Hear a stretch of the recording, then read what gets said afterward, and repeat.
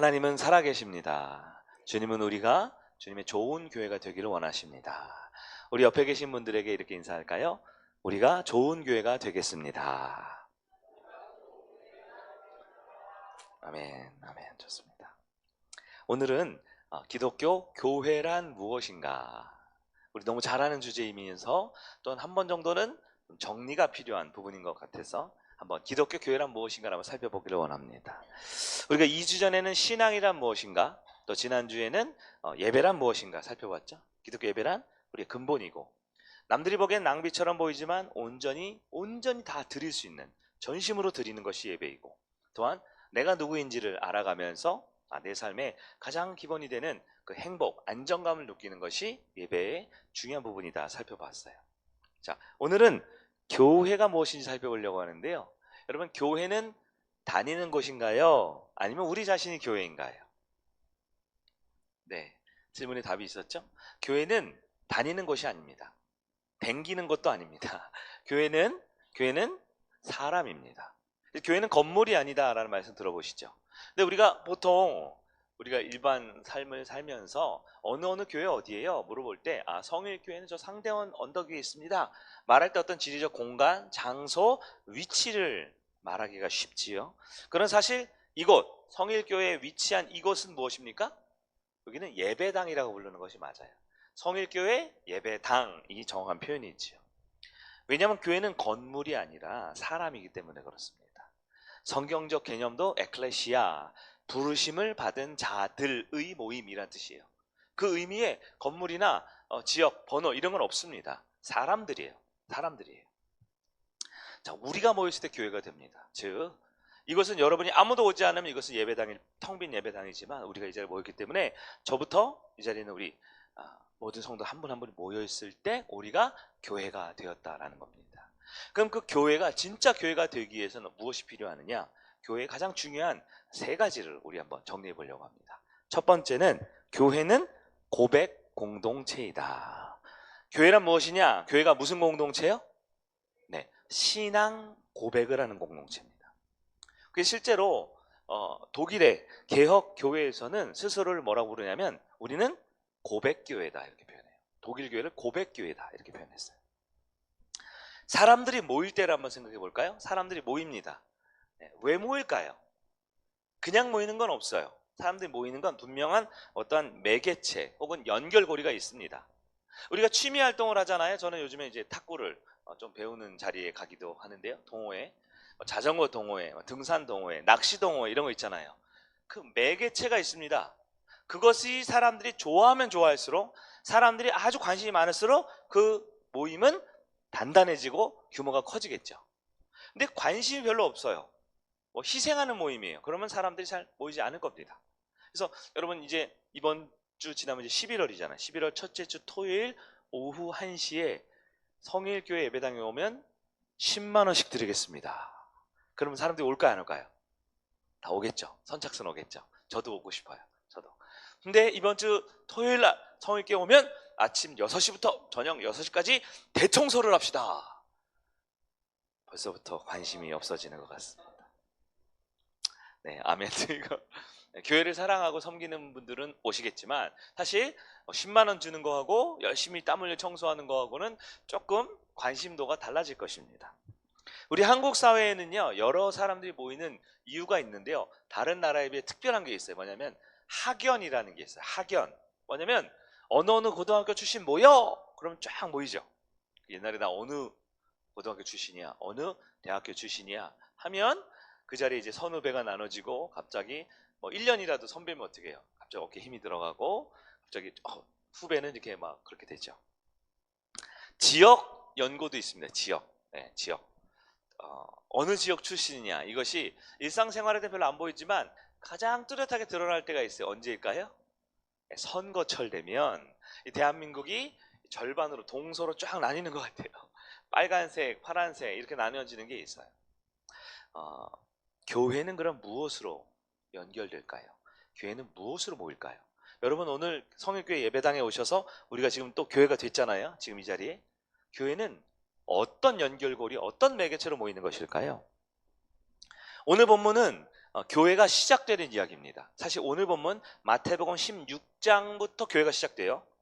그럼 마태복음 16장 이전엔 교회가 있었냐? 없었습니다. 구약 성경에 교회가 있었냐? 찾아보십시오. 있나? 없습니다. 네, 하나님의 성전이 있지요. 그러나 예수님 당시에 성전이 허물어지고 예수 그리스도께 우리의 십자가에 달려 죽으시고 부활하시면서 우리의 구원자 되신 예수님 이 땅에 오시면서 맨 처음에는 하나님 나라 복음을 전하셨죠. 그리고 이제 승천하시기 전에 이 만찬의 자리에서 베드로를 비롯한 제자들에게 이제 교회의 시작을 선포하시는 장면이 오늘 본문입니다. 그러면 교회가 어떻게 시작되었느냐 볼까요? 마태복음 16장 16절입니다. 자, 같이 한번 보겠습니다. 시작. 시몬 베드로가 대답하여 이르되 주는 그리스도시요 살아계신 하나님의 아들이시니이다. 아멘.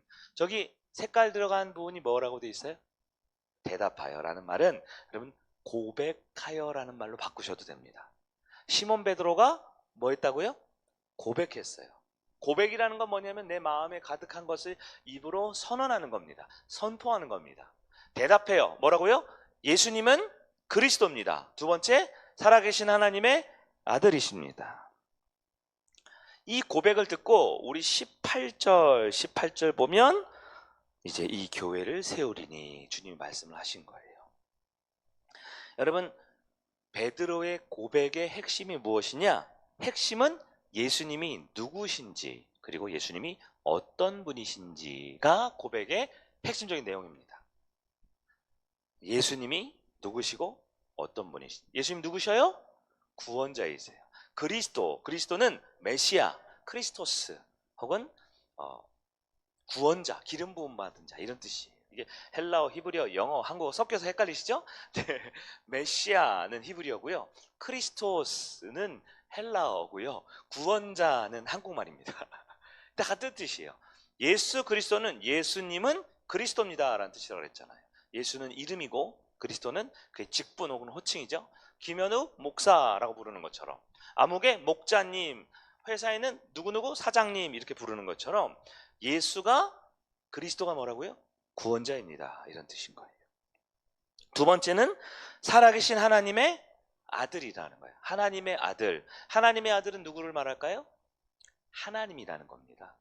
왜냐하면 여러분 이 히브리적 배경에서는 어떤 사람을 일컬을 때 누구누구의 아들이라는 표현이 아주 중요한 표현입니다. 우리 한국에는 그런 표현보다는 성을 갖다 쓰면서 내가 누구의 아들인 것이 드러나죠. 내가 김아무개면 우리 아버지가 김아무개 씨의 아들이 되고 딸이 되는 것처럼요. 실제로 베드로의 고백에 나오겠지만 하나님의 아들이라고 표현했던 것은 그의 아버지가 하나님이고 나도 하나님이 된다라는 것을 뜻하는 거예요. 자, 베드로의 고백의 핵심은 예수님이 누가요? 예수님이 참 하나님이시고 참 구원자십니다라는 고백을 했다라는 거예요. 이걸 초대교회 성도들은요, 예수님이 참 하나님이시고 예수님이 참 구원자입니다 이렇게 길게 말하지 않고 한 단어로 표현을 많이 했어요. 무슨 단어로 표현하냐면 물고기라는 단어를 표현했습니다. 물고기. 여러분도 한번 신앙 고백 해보세요. 물고기는 신앙 고백이 아니잖아요. 우리 한국말로는 전혀 보이지가 않아요. 성경에는. 근데 이 물고기라는 단어를 성경 단어인 헬라어로 바꿔보면 이게 예수님은 그리스도시요 살아계신 하나님의 아들 구원자입니다 라는 뜻으로 쓰인다는 거예요. 어떻게 되느냐? 우리 사진을 한번 보여드릴게요. 여러분 이게 초대교회 성도들이 늘 인사하거나 서로 교회를 표시할 때 했던 겁니다. 짝대기로 그때부터 꼬리부터 시작하는 거죠. 붕어빵 꼬리처럼 이렇게 왔다가 다시 얼굴 그리고 몸통 그리고 꼬리 딱 내려가는 거예요. 한 붓으로 그릴 수 있죠. 쉽죠.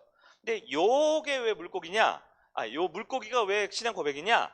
여러분 옛날에 또 옛날 얘기 죄송해요. 자동차 보면 내가 그리스도인이라는 표시했던 거 아시죠?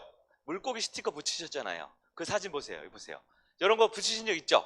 딱 봐도 요즘에 붙이면 약간 오래된 느낌이에요. 요즘 좀 세련되게 해야 되는데 저기 보면 물고기가 이렇게 그려져 있고 가운데 I, X, 번데기, Y 뭐 어쩌고 이런 거 있죠? 이게 뭐냐면 헬라어라는 겁니다. 이 뜻을 한번 보여드릴게요. 이게 뭐냐면 I, X, 번데기, U, S 이렇게 돼 있는데요. 이게 헬라어로 어떻게 되냐면 이걸 익두스라고 읽습니다. 익두스. 따라해보세요. 익두스. 이게 지금 주는 그리스도시요 살아계신 하나님의 아들 구원자입니다라는 표시예요. 이게 뭐냐면 워드 프레이인데요. 일종의 그 문장의 각 단어의 첫 글자를 따온 거예요. 첫 번째 이 I는 헬라어로 이오타라고 읽는데 이걸 이에수스라고 읽어요. 이에수스. 영어로 뭐라고 돼 있어요? 지저스. 영어죠. 이에수스. 이게 예수님입니다.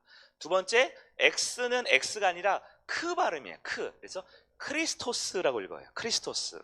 영어 뜻은 뭐예요? 크라이스트죠. 그 그리스도라는 뜻이에요. 세 번째, 이 번데기 모양은 세타라는 단어인데 이건 세오스라고 읽어요. 세오스, 네오스라고 읽습니다. 이건 God, 하나님이라는 뜻이에요. 네 번째, 이 U자는요 위에 있는 이게 순표가 있으면 휘 발음이 납니다. 휘오스라고 읽으셔야 돼요. 그래서 휘오스는 son, 뭐예요? 아들이라는 뜻입니다. 마지막, 요렇게 돼 있죠. 이거 소테르라고 읽어야 돼요. 소테르. 요거는 구원자, 구원하다 이런 뜻입니다. 그래서 이에수스 크리스토스 세오스 휘오스 소테르라고 하면 예수님은 그리스도시고 하나님의 아들 구원자입니다 라고 읽는다라는. 조금 복잡하죠? 그러니까 우리는 이 앞에 있는 그림 봅시다. 그냥 물고기 생각하면 됩니다. 물고기가 헬라어로 익두스라고 있는데요. 이것이 예수님은 그리스도 구원자이시고 하나님의 아들 구원자이십니다 라고 읽게 된다라는 거예요. 우리 성일교회에서도 이런 신앙 고백을 하나요? 하죠. 예배 시작할 때 공동체 신앙 고백이라는 것을 합니다. 우리 화면을 보시면 우리 이렇게 원래는 이렇게 예쁜 그림에 읽기 편하게 나와 있지만 좀 이렇게 묶어봤어요. 우리는 세상에서 선택받은 하나님의 백성입니다. 하나님의 구원 선택받은 자라는 것을 고백하는 거죠. 또한 세상 향에 보냄받은 그리스도의 제자입니다. 이것은 우리가 복음을 전해야 될 사명을 가진 하나님의 일꾼, 제자라는 뜻의 고백이지요. 하나님만 경배하는 참된 예배자가 되겠습니다. 우리는 언제나 하나님만 높이는, 하나님의 다스리심을 받는 예배 공동체라는 고백이지요. 네 번째, 성경을 배우고 지키는 신실한 자녀가 되겠습니다. 우리의 삶의 기준은 세상에 있지 않고 하나님 말씀에 있고 그 말씀으로 따르는 주님의 자녀가 되겠다라는 고백이지요. 다섯 번째, 한 영혼 품고 복음 전하는 사랑의 전도자가 되겠습니다. 이것은 복음 증거의 사명. 여섯 번째, 교회를 세우며 봉사하는 충성된 사명자. 교회를 세우고 교회를 이렇게 세우는 주님 주신 헌신과 봉사의 역할을 하겠다는 고백. 예수 닮기를 결단하는 변화된 새 사람이 되겠습니다. 어제와 다르고 늘 그리스도 안에 속한 자로서 새로운 피조물의 삶으로 성숙하겠다라는 고백. 마지막이죠. 모든 성도 한 마음으로 하나님 나라 세우는 사랑과 행복 나눔의 공동체가 되겠습니다. 그러한 사람들이 모여서 한 공동체가 되겠다라는 결단이죠. 여러분 어때요? 이 8가지 우리 공동체 신앙 고백 무엇하는 겁니까? 우리가 하나님의 자녀이고 자녀답게 살겠습니다 라는 믿음의 결단을 입으로 고백하는 거예요. 모든 성도가 한 마음으로. 근데 과거에는 이 공동체 고백을 하지 않고 예배 시간에 주로 시작할 때 무엇을 했을까요? 사도신경을 많이 했습니다. 사도신경. 우리 성일교에서는 주일 오전 예배 때 사도신경을 하지는 않지요. 보통 새벽 기도 때 많이 했는데요. 사도신경 내용을 한번 볼까요? 사도신경은 그렇죠. 여러분 같이 한번 읽어보겠습니다. 한 문장씩. 시작. 전능하사 천지를 만드신 하나님 아버지를 내가 믿사오며. 이 문장의 핵심 뭐예요? 성부 하나님이 창조주다. 다스리신다. 성부에 대한 고백입니다.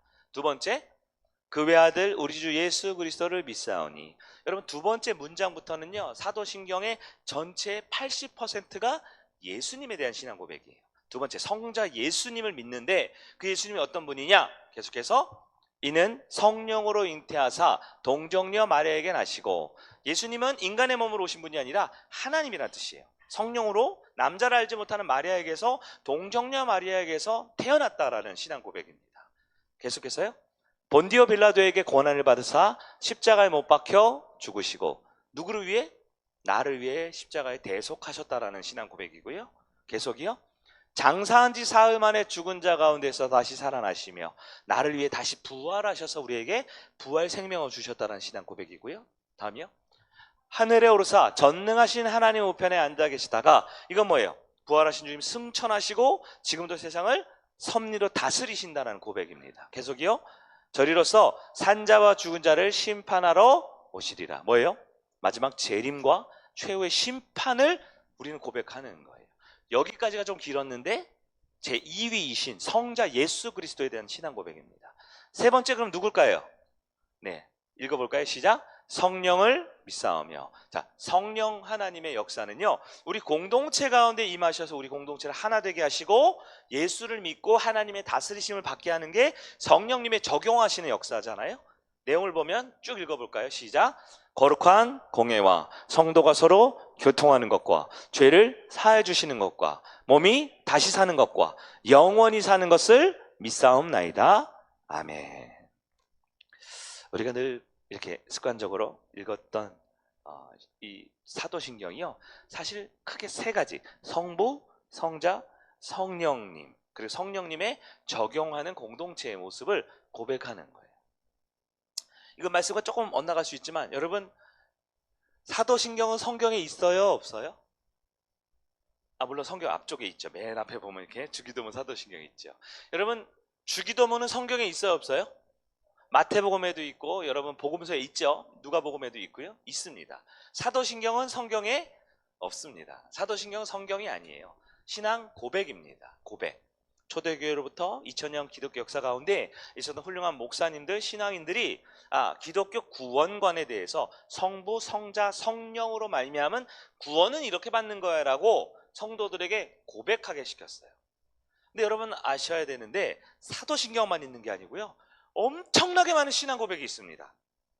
그 중에 우리 대한예수교 장로회, 우리 한국 기독교에서는 어떻게 해요? 가장 스탠다드하고 가장 12문장으로 읽기 편한 사도신경을 초대교회 당시에 선택한 거예요. 미국 교회나 영국 교회가 보십시오. 사도신경이 아니라 다른 고백하는 교회 많아요. 우리 성립교회에서는 어떻게 했냐면, 그래서 사도신경을 전 성도가 다 외웠습니다. 그래서 우리는 우리만의 신앙 고백문을 만들었어요. 여러분, 우리 성인교회 공동체 신앙 고백은 다른 교회는 없어요. 우리 교회가 만든 거예요. 사도신경의 핵심은 구원관에 대해서 내가 이렇게 구원받고 싶습니다, 하나님의 다스리심을 받고 싶습니다 라는 신앙 고백이고요, 공동체 신앙 고백은 구원받은 자녀들이 모인 우리 공동체가 이렇게 주님의 자녀답게 살겠습니다 라는 결단과 신앙의 고백을 하는 것입니다. 초기에 맨 처음 우리 교회에 왔을 때 공동체 고백문 수정이 여러 번 있었는데, 만들 때 어떤 분이 이거 우리 이단 아닙니까? 사도신경 안 하면 이단 아닙니까? 그런 얘기도 했던 것 같는데요. 이단 아닙니다. 네. 근데 한편으로는 이제 우리가 원래 새벽 기도할 때 사도신경을 하고 했었는데, 주일 오후나 또 수요일이나 이럴 때 또 사도신경을 다시 고백하는 것도 필요하지 않을까라는 생각이 들었어요. 여담이지만 여러분, 사도신경 할 때는 눈을 뜨고 해야 돼요? 눈을 감고 해야 돼요? 뜨고 해요, 감고 해요? 주기도문은 눈을 뜨고 해요, 감고 해요? 네, 떠도 되고 감아도 되겠죠. 네. 근데 주기도문은 기도문이에요, 기도문. 그래서 기도할 때 여러분 눈을 감고 하셔도 되고요, 소리 내셔도 하고요, 운전할 때도 기도할 수 있죠. 네. 그렇게 하시면 되는데, 여러분 사도신경 같은 경우는 저는 제 신앙은 그래요. 눈을 뜨고 하는 게 아니라 눈을 부릅뜨고 해야 됩니다. 눈을 부릅뜨고 한 문장 한 문장 기억하고 되새기고, 내 입술의 고백뿐만 아니라 그냥 자동적으로 나오는 그냥 이 주문 같은 것이 아니라 내 마음과 진정을 담아서 고백할 수 있어야 돼요. 그래서 제가 아는 서울에 있는 모 교회는요, 사도신경 할 때 전송도가 어떻게 하냐면 손을 들고 하더라고요. 전능하사 천지를 만드신 하고 손을 들고 하더라고요. 이단 같아요? 우리 겉모습 보면 우리랑 다른데 이단 같을 수 있지만 그 이단은 그런 게 아니에요. 바른 신앙 고백을 할 줄 모르는 게 더 위험한 것이지요. 여러분, 우리 교회도 이제 공동체 고백할 때 손 들고 이렇게 할까요? 네, 주일 오후나 이제 금요일이나 한번 생각해서 사도신경도 하고, 또 우리 끝날 때 주기도문은 늘 같이 암송을 이렇게 하곤 하는데요. 여러분도 이런 신앙 고백을 많이 활용하면 좋겠어요. 요즘에는 여러분 신앙 고백 한 가지 더 하는 거 아세요? 축복 찬양한 다음에 나는 하나님께 완전히 받아들여졌습니다. 나는 하나님께 특별한 존재입니다. 나는 하나님 나라의 새로운 가족 공동체에 속하게 되었습니다. 여러분 잘 따라 하시죠? 이제 많이 따라 하시니까 이젠 따라는 하지만 거의 외우시죠? 그게 신앙 고백이에요. 신앙 고백. 대표적인 신앙 고백이 뭘까요? 우리 아까 형제님이 성경을 읽었잖아요. 성경을 읽을 때 우리 교독하시죠? 교독. 인도자가 한 절 읽고 여러분 읽게 하죠. 여러분 성경을 읽는 게 신앙 고백입니다. 찬양 부르시죠. 찬양 부를 때 내가 아는 노래면 부르고 내가 모르는 노래면 안 부르고, 그 신앙 고백이 아니에요. 신앙 고백이 뭡니까? 꼭 사도신경, 주기도문, 공동체 고백만이 아니고요.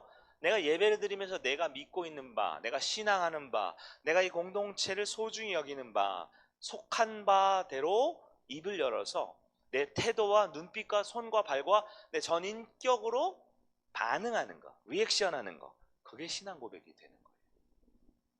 그래서 우리 장로님, 우리 목자님도 대표기도 하실 때 어떤 분들 아멘 이렇게 하시죠. 이상해요? 광신도 같으세요?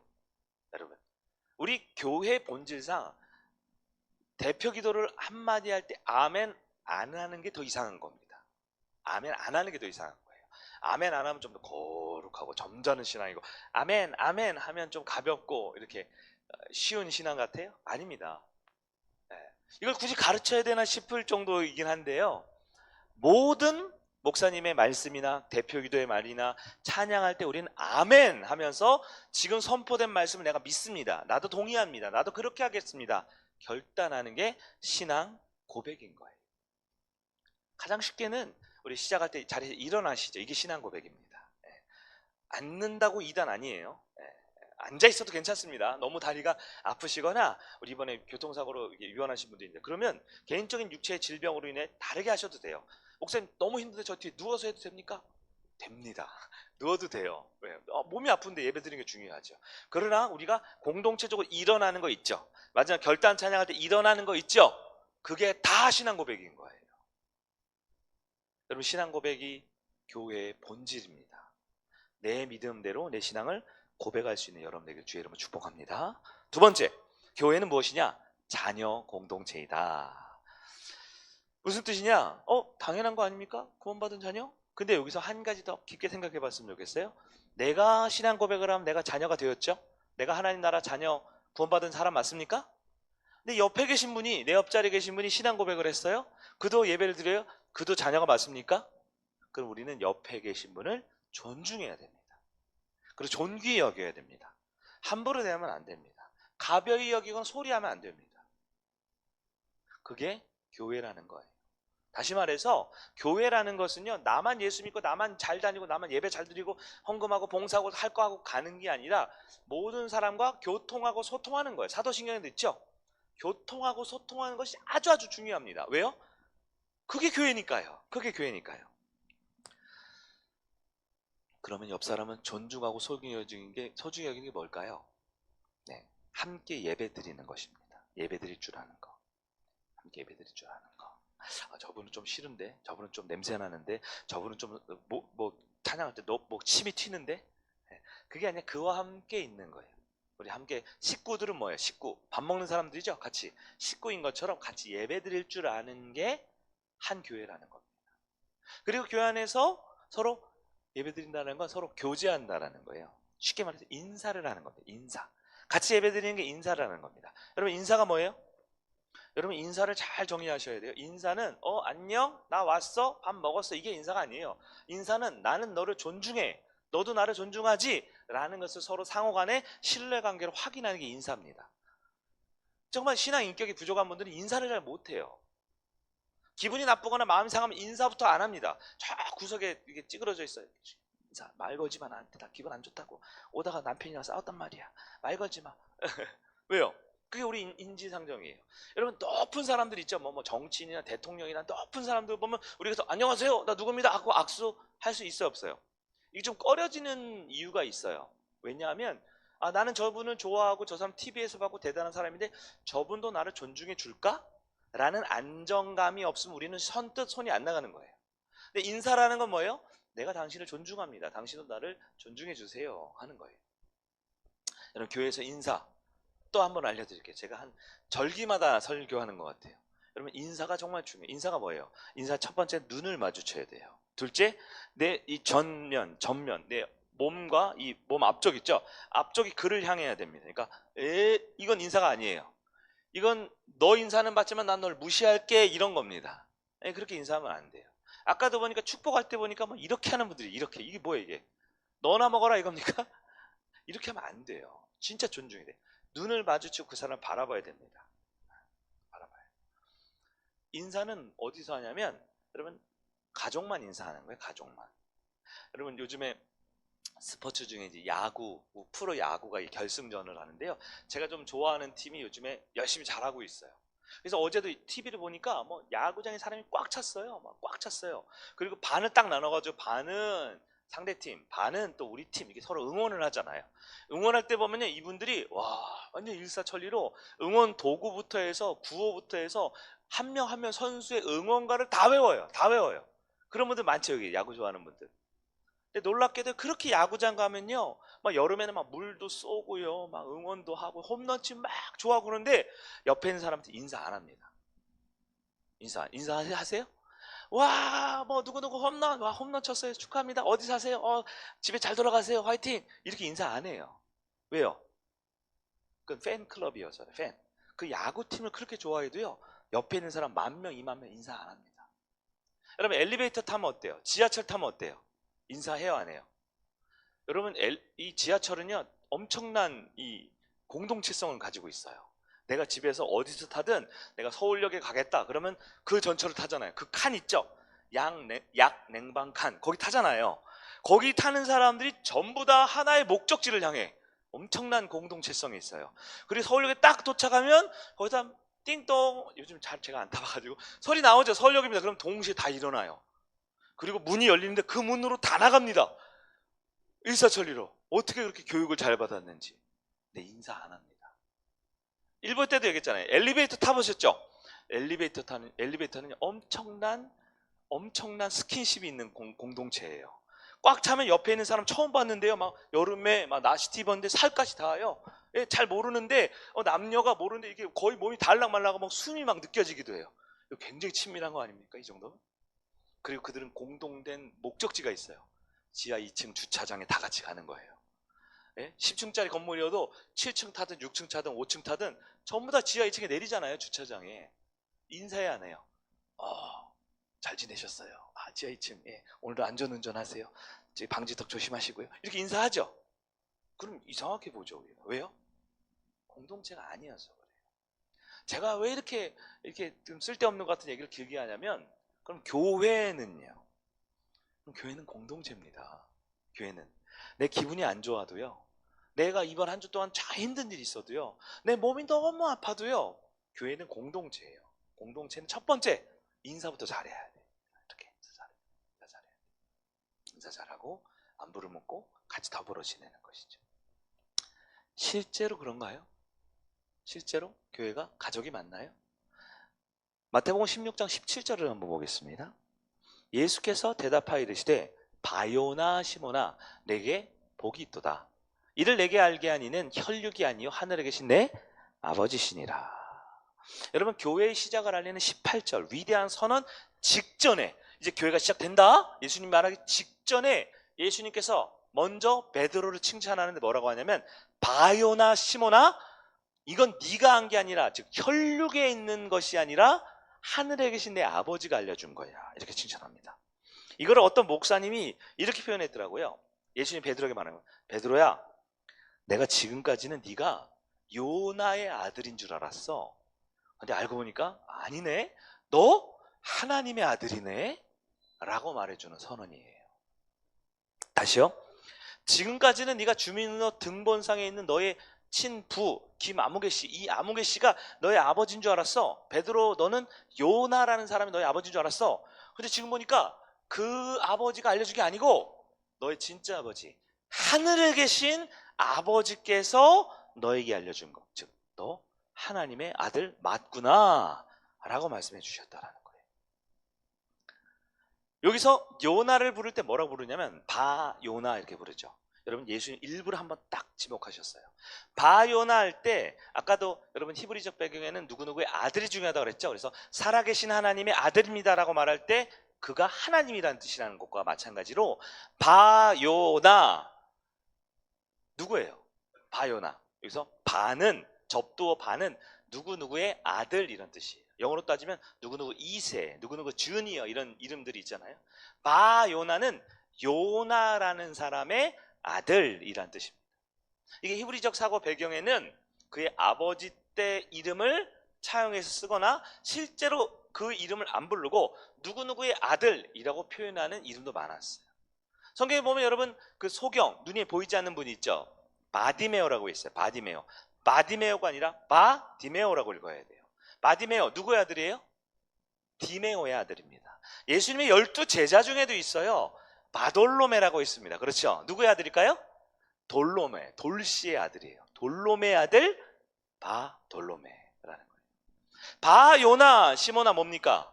너 원래 요나라는 사람의 아들이었지? 근데 보니까 너 땡땡 하는 거 보니까 너 하나님의 아들 맞네? 이렇게 한 거예요. 땡땡이 뭐예요? 신앙 고백을 들어본 거죠. 신앙 고백을 한 거 보니까 너 이제 하나님의 아들이야. 우리 하나님 나라의 가족이 되었어 라고 표현하고 있는 겁니다. 여러분, 하나님의 자녀된 것이 얼마나 큰 축복인가요? 얼마나 기적인가요? 네? 여러분, 갑자기 여러분의 부모가 있는데 갑자기 여러분 출생의 비밀 딱 알고 보니까 여러분이 저 재벌가의 아들이었대요.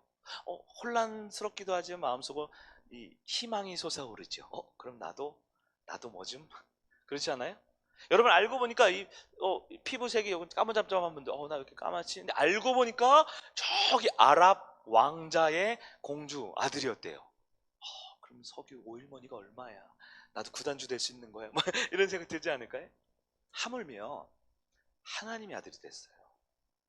하나님의 아들. 엄청난 기적과 같은 일입니다. 어떻게 하나님의 아들이 됩니까? 성경 말하기를 베드로의 신앙 고백을 통해서 아들이 된다라는 거예요. 실제로 요한복음 1장 12절이 있네요. 우리 함께 보겠습니다. 시작. 영접하는 자, 곧 그 이름을 믿는 자들에게는 하나님의 자녀가 되는 권세를 주셨습니다. 여러분, 하나님의 자녀가 되는 권세를 주셨어요. 그 이름을 믿으면 예수가 그리스도다라고 믿습니다. 근데 여러분, 영접하는 자, 곧 이건 는이란 뜻이죠. 그 이름을 믿는 자, 예수가 그리스도를 믿는 게 곧 영접한다라는 의미예요. 여러분, 기독교 구원관을 말할 때 이거 한 가지 우리 꼭 짚고 넘어가야 될 것 같아요. 어떤 분은 당신 예수님을 믿습니까? 예수님 믿습니까? 믿습니다. 예수님 구원자입니까? 아멘, 믿습니다. 그럼 당신 영접하셨겠네요? 제가 영접한지는 잘 모르겠는데요. 이렇게 헷갈리는 분들이 있어요. 여러분, 어떻게 생각하세요? 여러분, 예수님을 믿습니까? 그럼 예수님을 영접한 거 맞습니까? 근데 이때 살짝 헷갈리는 분들이 있는데요. 이거 사실 헷갈리면 안 돼요. 왜냐하면 예수님을 믿는다가 곧 영접한다라는 거예요. 영접한다는 게 엄청 신앙 고백을 하고 막 기도도 잘하고 예배도 잘 드리고 뭔가 대단한 걸 잘해야만 영접이라는 뭔가 특별한 이 라이센스, 자격증을 얻는다라고 생각하시면 안 돼요. 이 말은 뭐냐면 당신 영접했습니까? 아니요. 예수님 믿습니까? 믿긴 믿는데요. 이 말은 뭐냐면 나는 예수님을 믿는데 예수님을 안 믿습니다. 이 말이에요. 나는 예수님을 영접했는데 영접 안 했습니다. 이 말이에요. 이게 무슨 말이에요? 네, 무슨 말이냐면 내 기분이나 내 감정이나 내 육신의 상태에 따라서 내가 구원받고 안 받고가 결정되는 게 아니에요. 나를 구원하시는 이는 하나님이신데 하나님이 나를 구원하셨을 때 우리가 어떤 은혜를 주시냐? 예수가 그리스도임을 믿고 이 믿음을 고백하게 하신다라는 거예요. 우리가 바른 신앙 고백을 할 줄 안다라는 것은 영접했다라는 걸 뜻하고요. 내가 예수님을 고백하고 예배 자리에 나와서 일어날 때 일어나고 공동체 고백할 때 공동체 고백하고 찬송할 때 찬송하고 기도할 때 아멘하고 말씀 드릴 때 은혜를 받으면 그것이 예수를 믿는 것이고 그것이 예수를 고백하고 있다라는 거예요. 여러분, 그래서 교회를 떠나선 구원이 없는 겁니다. 어거스틴이 교회는 성도의 어머니다, 성도의 요람이다 이런 표현을 썼어요. 왜 그랬을까요? 아니, 성경을 믿으면 되죠. 예수 믿으면 되죠. 성경 믿고 찬송 부르면 되죠. 아니요. 놀랍게도 그 구원의 열쇠가 우리 3번에 나오지만 교회 공동체에 주어졌어요. 그럼 교회가 무엇이냐? 고백하는 공동체고 고백하는 사람들이 모인 것이 교회가 된다라는 거예요. 열심히 신앙 고백을 하는 것뿐만 아니라 봉사도 하고 예배도 드리고 헌금도 하고 일도 했다. 물론 귀한 열매이지만 그 나머지 것들은 신앙 고백한 구원받은 자의 열매이지 내가 교회 예배 나왔습니다. 내가 봉사를 했습니다. 헌금을 옛날에 많이 했어요. 옛날 청년발디 일 많이 했어요. 그것이 우리 구원을 말해주는 게 아니에요. 여러분, 예수를 그리스도 즉 구원자로 믿고 고백한 여러분 되길 바랍니다. 여러분 감히 말씀드리지만 예수님이 구원자입니다 라고 고백할 줄 알면 구원 받은 거예요. 구원의 확신이라는 것이 너무 복잡하게 생각하지 마세요. 어떤 분은 이렇게 얘기하면 목사님 너무 구원을 이렇게 쉽게 얘기하는 거 아닙니까? 대충 하는 거 아닙니까? 근데 성경에 뭐라고 나와 있냐면요, 고린도전서 12장 3절입니다. 그러므로 내가 너희에게 알리노니 하나님의 영으로 말하는 자는 누구든지 예수를 저주할 자라 하지 아니하고 또 성령으로 아니하고 누구든지 주를 예수를 주라고 시인할 수 없느니라. 이게 뭐예요? 하나님의 영이시 성령이 우리를 감동해야만 예수님을 주님이다라고 고백할 수 있게 된다. 여러분 예수님이 우리의 구원자이심을 믿으십니까? 아멘 할 줄 아십니까? 그게 구원받은 자녀라는. 아까도 얘기했지만 그래서 고백이 교회 공동체 가장 중요한 겁니다. 우리 여러분 이게 매스컴이나 이런 데 보면 외국 사람들 예배 드릴 때면 되게 자유분방한 분들이 있거든요. 특히 이제 흑인 분들 이런 분들 이렇게 예배 드리면 굉장히 설교 시간에 목사님보다 말을 더 많이 하는 사람도 있어요. 아멘 할렐루야 성축할지어다 혼자 영어로 계속 뭐라 그래요. 너무 경건하지 않아. 너무 가벼운 것 같아. 그들이 문화적으로 그렇게 용인되는 거겠죠. 그럼 우리 한국 사회에서는요, 제가 생각하기에 구원받은 자들의 신앙 고백이 무엇이 필요하냐? 첫째는 예배에 오는 겁니다. 예배에 오는 게 신앙 고백이에요. 그리고 예배의 순서를 존중하는 겁니다. 남들 일어날 때 일어나고요, 옆 사람 축복하라 할 때 축복하는 게 신앙 고백이에요. 축복하라 할 때 꼭 성경 보는 분들인지 인간들인지 있어요. 나한테 이게 되게 거룩해 보이는가 봐요. 네? 축복송 하는데 성경 보는 게 거룩해 보여요? 그건 교회를 무시하고 목사를 무시하고 예배를 무시하는 거죠. 인사하라고 합니다. 축복하라고 해요. 맨날 지지고 볶고 맨날 똑같은 사람한테 뭘 인사해? 집에서도 보고 교회에서도 보고 뭘 인사해? 아니요. 우리는 바요나 시몬이 아닙니다. 우리는 하나님의 아들 성육교회 성도들입니다. 그 옆 사람은 존중해야 돼요. 소중히 여겨야 돼요. 인사할 때 눈을 마주치고 몸을 향하고 그게 정성껏 인사를 해야 합니다. 혹시 그렇게 못하면요, 쫓아가서 다시 인사해야 돼요. 다시 인사해야 돼요. 근데 좀 부족한 분들이 있죠. 어떻게 하겠어요? 저 인간은 어쩔 수 없어. 나도. 그러시겠어요? 그러다가 그분이 구원 못 받으면 어떡해요? 그 신앙 고백 끝까지 안 하면 어떡해요? 신앙 고백이 공동체 신앙 고백뿐만 아니라 예배 시간에 설교시 말씀 드릴 때 아멘 하는 거, 찬송 부를 때 열심히 부르는 거, 기도 시간에 기도하는 거, 예배를 존중하고 공동체를 존중하고 거룩한 공회라 그랬죠? 사도신경에. 이 공회, 성공회, 예배드리는 모임을 존귀히 여기고 내가 이것에 소속되었다라고 표현하는 거, 이것이 신앙 고백인데 그 부족한 분들 좀 있죠. 우리 지금은 거의 없는데 예배 시간에 습관적으로 조신다거나 핸드폰을 만지작 거린다거나 자꾸 마음에 딴 데가 있다거나 어떻게 해요? 그거 못 받은 건가요? 저는 그렇게 믿어요. 신앙 고백이 있으면 구원은 받은 것이다. 근데 그럼 연약하면요, 부족하면요, 좀 못났으면요, 좀 도와주세요. 옆에서 힘겨워하는 사람, 어려워하는 사람, 일주일 내내 지치고 몸이 너무 아파가지고 괴로운 가운데 겨우 예배 드리는 사람 있으면 그를 좀 격려하고 지지해주고, 우리 이미자 권사님처럼 우리 찬양팀 예배 2번 드리니까 맨날 딸기 우유도 이렇게 좀 선물해 주시고, 그 딸기 단거 한번 먹으면 또 힘이 나잖아요. 오늘 옷 예쁘게 입었네. 오늘 화장 잘 먹었다. 이렇게 얘기를 해주시고, 화장 왜 이렇게 떠다니냐 이런 얘기 좀 하지 마시고 좀 격려하고 지지하고 좀 도와주세요. 그러면 그분이 더 신앙 고백하는 데 도움 되지 않겠습니까? 그래서 나도 그래. 나도 좀 애를 써야죠. 어제 졸았다고 오늘도 조는 게 당연한 건 아니잖아요. 어제 다리 꼬고 팔짱 끼고 어제 핸드폰 봤다고 오늘 예배 때도 그러라는 법은 없잖아요. 나도 조금은 더 예배 공동체에 속해서 신앙 고백할 수 있는 내가 될 수 있도록 좀 해야 되지 않겠습니까?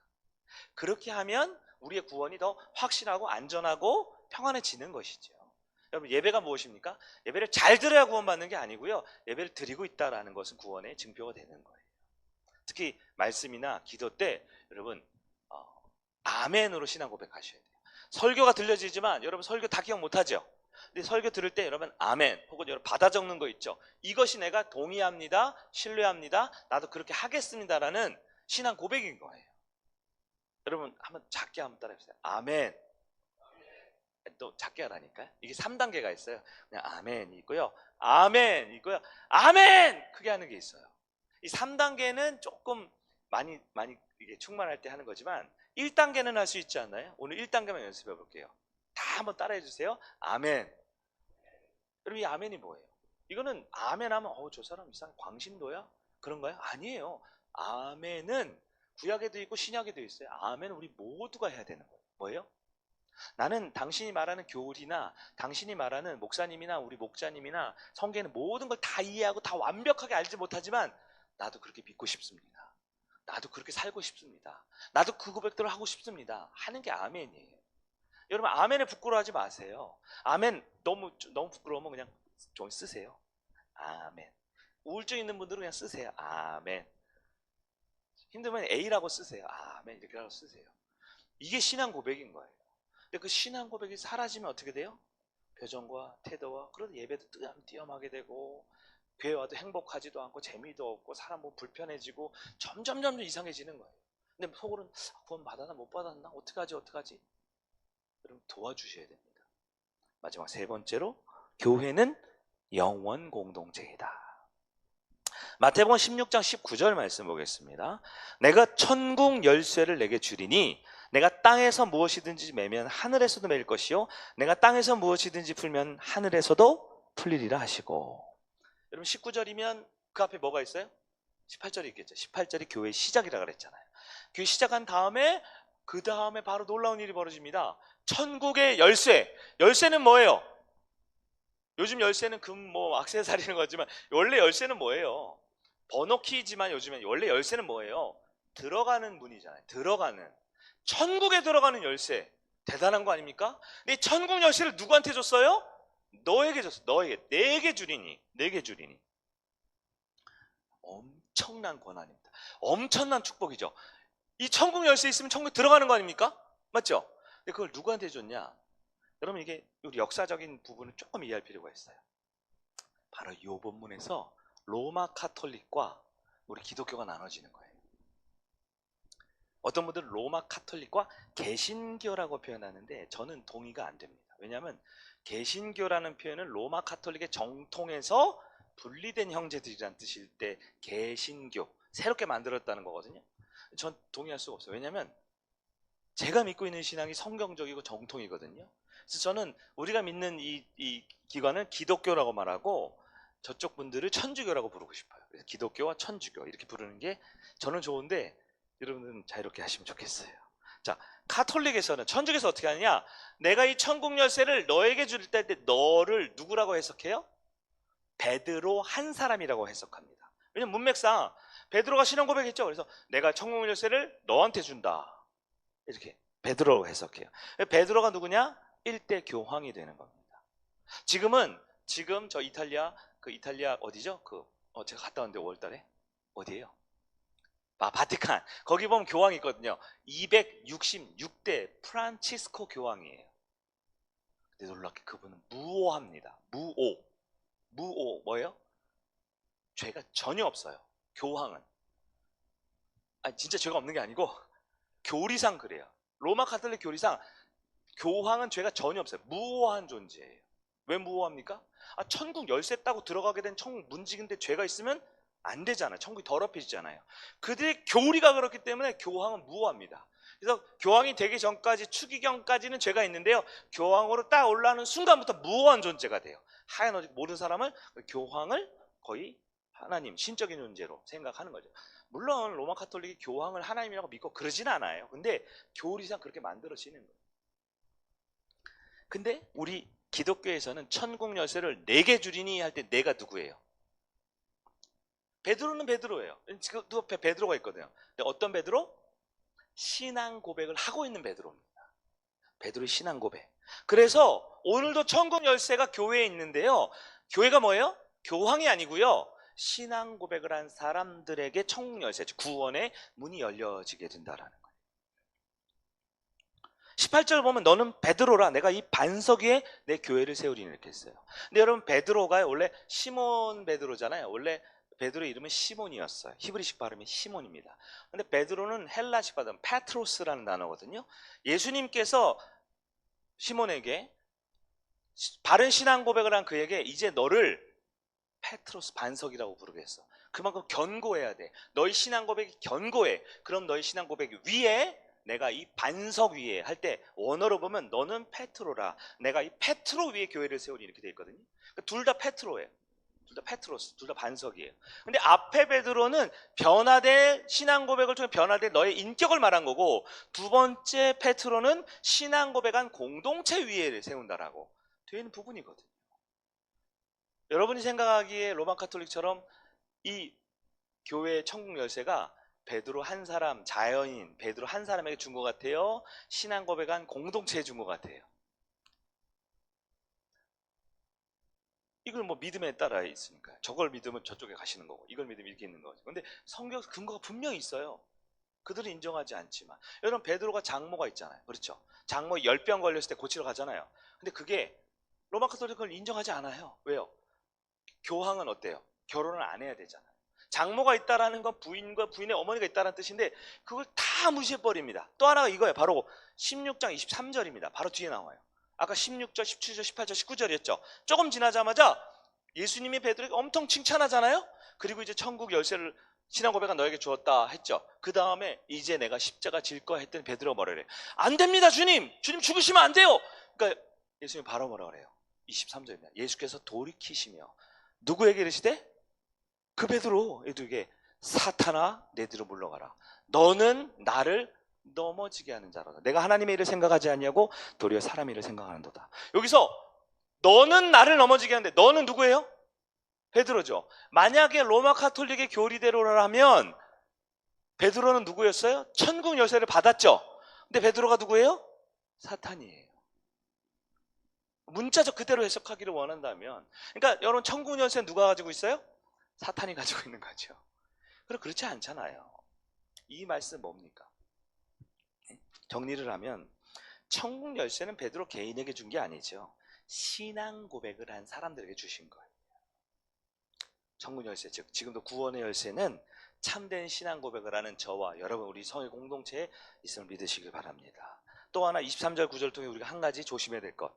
성도라도 우리는 언제든지 예수를 잊어버리고 예수를 무시하고 예수와 반하면 우리는 사탄의 도구가 될 수 있습니다. 베드로에게 경고하셨죠? 그렇게 칭찬한 직후에 바로 예수님이 베드로 사탄이라고 경고하셨어요. 여러분, 우리도 사탄이 될 수 있습니다. 사탄의 도구가 될 수 있습니다. 그럼 사탄의 도구가 안 되려면 어떻게 됩니까? 늘 바른 신앙 고백을 할 준비를 할 수 있어야 돼요. 신앙 고백은 공동체 고백, 사도신경뿐만 아닙니다. 방금 우리 성도님께 아멘 하신 것처럼 말씀 가운데 아멘하고 찬송할 때 함께 부르고 기도할 때 기도하고 옆 사람을 존중하고 공동체, 거룩한 공회에 속한 것, 이것이 신앙 고백이다라는 거예요. 그래서 비가 오고 바람이 불고 아무리 악천후가 있어도 예배를 지키셔야 돼요. 예배를 지키셔야 돼요.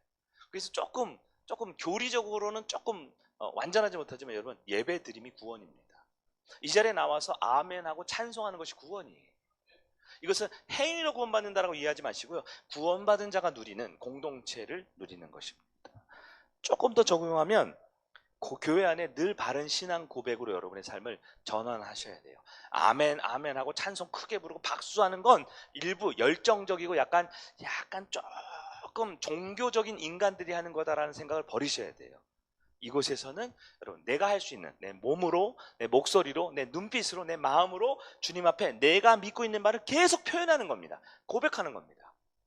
그게 오늘 설교 말씀의 1, 2, 3번 대지지만 통합된 하나의 교리예요. 교회는 신앙 고백한 성도들의 모임이다라는 것입니다. 매주 주님 말씀에 아멘하고 찬양하고 기도하고 공동체에 속한 여러분들에게 축원합니다. 말씀을 정리하겠습니다. 나는 참된 교회가 맞습니까? 교회 하면 요즘에 사람들의 설문조사를 해보면요, 가장 부정적인 종교단체가 기독교라고 그러더라고요. 사람들이 기독교를 잘 믿지 않는데요. 42%가 기독교를 신뢰하지 않는다고요. 왜냐하면 교회는 연약한 우리가 있기 때문에 그렇습니다. 교회는 부족함이 있고요, 교회는 무능력하고 결점도 많고 못난 점도 많아요. 근데 여러분, 꼭 기억하십시오. 교회를 함부로 하면 안 됩니다. 함부로 말하면 안 돼요. 교회 지도자들 함부로 하면 안 됩니다. 네, 진짜 큰일 납니다. 왜요? 교회는 주님의 피값으로 세우신 주님의 나라이기 때문에 그렇습니다. 부족하고 못난 사람들을 위에서 예수님 십자가 달려 죽으시 피 흘리셨어요. 나같이 겉다르고 속다른 이 정말 죄악의 괴수와 같은 사람을 위해 주님은 부활하셔서 우리를 위해 지금 생명 걸고 하는 날 이루어 가십니다. 그래서 여러분, 절대 교회를 함부로 말하면 안 돼요. 절대 성도를 비난하거나 그를 정죄하거나 무시하면 안 됩니다. 혹시 잘못한 게 보이세요? 그건 하나님의 영역이에요. 교회 리더들, 목회자가 부족한 부분 보입니까? 우리가 그걸 왜 기도하라고 교회를 주셨지 손가락질하고 뒷말하라고 주신 게 아니에요. 제가 우리 교회 유일한 지금 목사이기 때문에 조심스럽지만 단지 목사한 사람을 더 위대하게 잘하는 게 아니에요. 교회 지도자, 교회는 하나님 직접 치리합니다. 우리가 교회가 되는 것이 중요하지 좋은 교회가 나쁜 교회가 판단해서 어디 다니까 그거는 이미 신앙 고백이 배제된 상태에 사탄의 도구로 쓰임받고 있는 중인 거예요. 여러분, 너무너무 주의하셔야 합니다. 예수 믿고 구원받는 건 너무너무 어떻게 보면 쉬운 일 같아요. 우리에게 당연하고 자연스러워요. 그러나 언제든지 얼마든지 바요나 시몬아, 이를 내게 알게 하는 혈육이 아니라 하나님이다. 요나야 아들 시몬아, 베드로야, 네가 요나의 아들인 줄 아는데 주민등록상 그게 아니라 야, 너 진짜 하나님의 아들이네, 너 진짜 훌륭해. 5분도 안 돼서 사탄아 내 뒤로 물러가라 하셨어.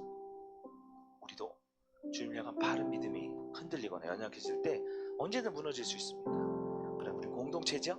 옆 사람 손을 꼭 잡아주시고 도와주시고 기도해주시고 넘어져도 기다려주시고 그를 함께 세워나가셔야 돼요. 그럴 때 우린 영혼 공동체, 영원한 하나님 나라에 함께 간 믿음의 자녀들이 될 줄을 믿으시길 바랍니다. 그래서 우리에게 소망이 있고 소원이 있는 거예요. 다 같이 자리에서 일어나셔서 우리 이 찬양 고백하면서 우리가 주님의 온전한 교회요, 성도요, 예배자임을 믿음으로 고백하며 나가겠습니다.